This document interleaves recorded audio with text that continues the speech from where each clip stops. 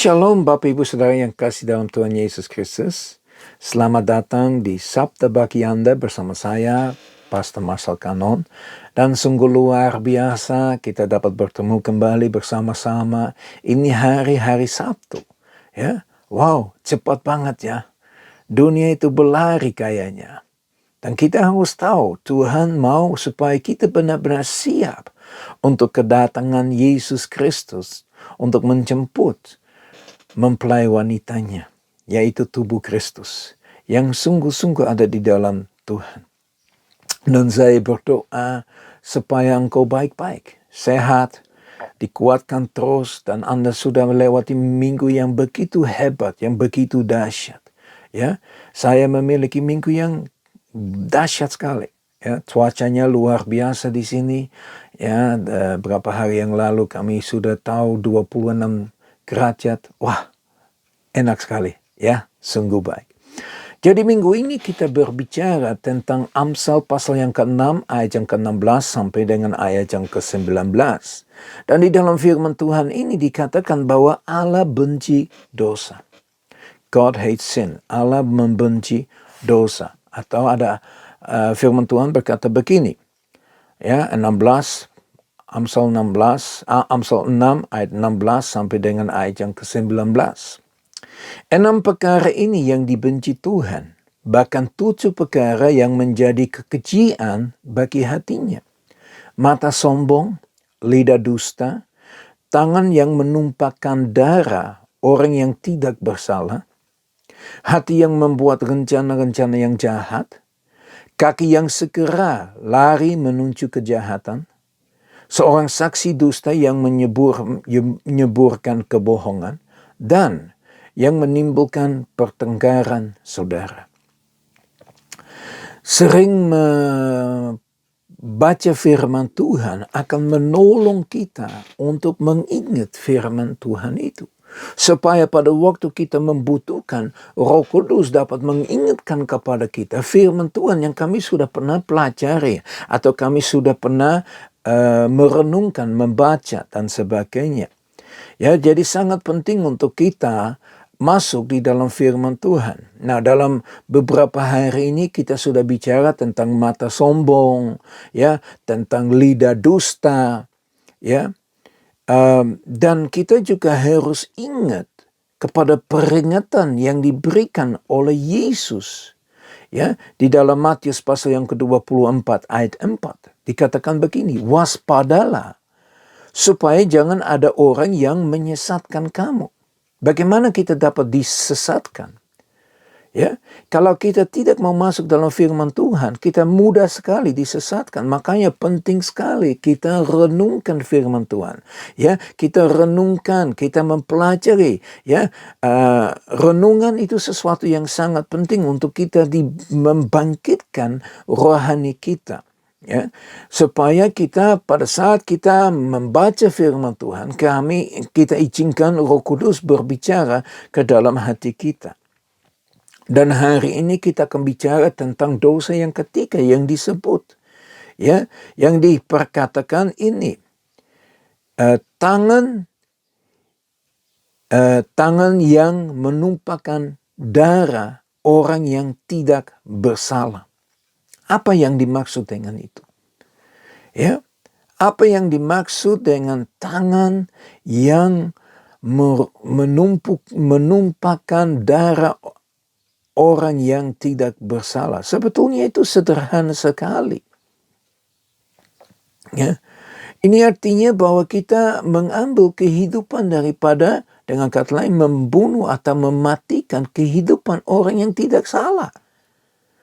Nah, pada waktu saya merenungkan diriku untuk renungan ini, pada saat saya membahas tentang tangan yang menumpahkan orang yang tidak bersalah, saya ingat kasusnya Kain dan Habel.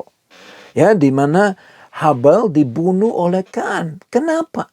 Habel itu tidak bersalah. Salahnya apa sih Habel yang mengizinkan Kain membunuh dia? Gak ada. Ya, kalau kita lihat kepada ceritanya, persembahan Habel diterima oleh Tuhan. Persembahan Kain tidak diterima dan dia marah, kesel, jengkel, dan itu yang membuat dia membawa satu keinginan untuk membunuh Habel. Dan akhirnya dia membunuh Habel. Habel tidak salah. Kalau mungkin ada yang salah, Bapa di surga, Allah.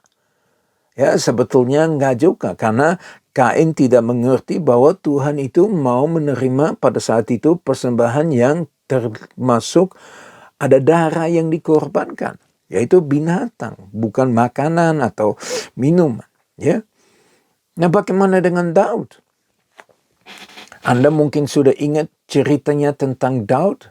Ya, bagaimana Daud satu hari dia keliling di atas rumahnya dan dia melihat seorang wanita yang cantik. Ada satu keinginan, dia panggil, dia berhubungan, Bathsheba hamil. Dan apa yang maksudnya saya? Ya, apakah tangannya Daud menumpahkan darah orang yang tidak salah? Tidak secara langsung. Tapi dia suruh Joab membawa Uria, suaminya dari Bathsheba, untuk maju berperang, dan pada saat dia maju tentara suruh mundur supaya dia pasti ditembak mati. Ya, Daud terlibat, Yoab terlibat. Ya, kenapa? Karena keinginan daging, keinginan mata. Anda dapat baca di dalam 1 Yohanes 2 ayat 16. Ada 3 strategi daripada iblis untuk menjatuhkan kita. Keinginan daging, keinginan mata, keakuan pribadi kita. Ya, kesombongan, kecongkakan. Ya, so Daud membuat Bathsheba hamil. Ya, dan dia harus menutupi dosa dengan dosa yang lain. Dia buat supaya Uria dibunuh. Bagaimana dengan Tuhan Yesus Kristus? Apakah Yesus salah? Salah apa Yesus? Menyembuhkan orang yang sakit, ya, berkhotbah, membuat orang bertobat dan segala macam. Apa salahnya dia sih sebetulnya?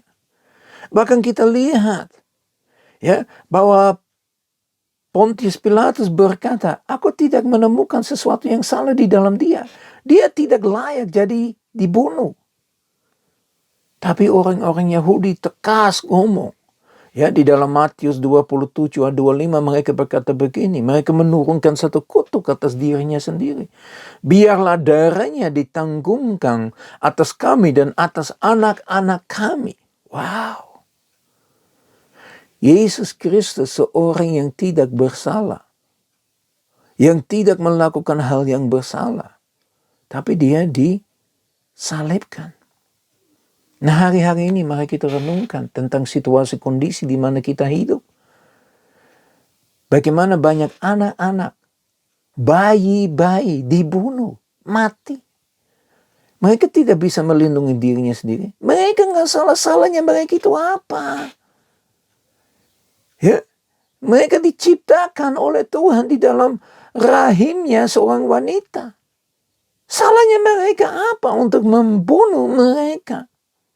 Ingat, sebagaimana darahnya Habel naik sampai ke Tuhan, menangis di hadapan Tuhan, begitu juga darahnya daripada anak-anak yang dibunuh melalui abortus naik kepada Bapa.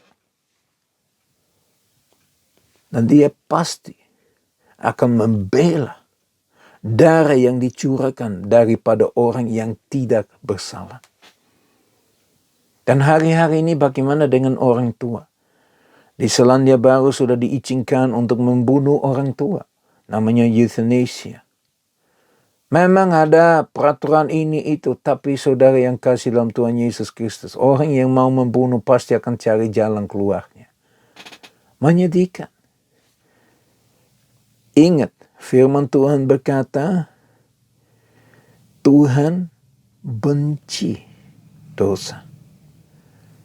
Ya, dosa itu menjadi kekejian di mata Tuhan.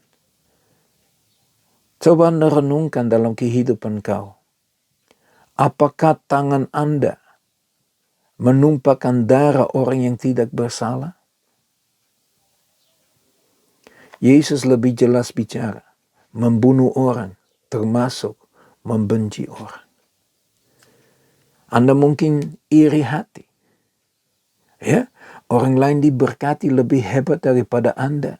Anda menjadi iri dan Anda benci orang itu. Hati-hati. Anda sudah termasuk di sini. Mari kita berdoa.